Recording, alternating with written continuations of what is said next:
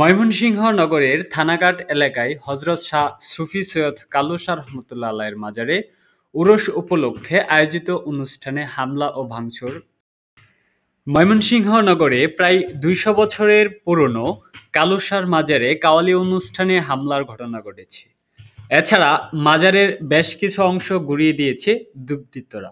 গতকাল বুধবার রাতের বিভিন্ন সময়ে নগরের থানাঘাট এলাকায় হযরত শাহ সুফি সৈয়দ কালু শাহ রহমতুল্লাহ আলাইহির মাজারে বাৎসরিক উরসে এসব ঘটনা ঘটে।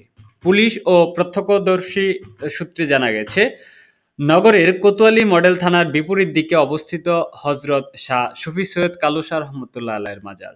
মাজারে ১৭৯তম বার্ষিক উরস উপলক্ষে ব্রহ্মপুত্র নদের পাড়ে কাওয়ালি গানের আয়োজন করেন ভক্তরা।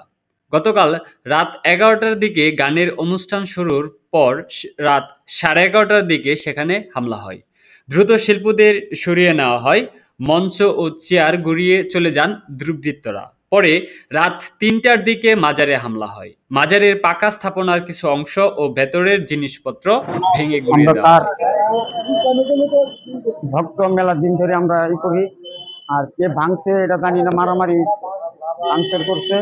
আমরা বিচার চাই, সুষ্ঠু বিচার চাই।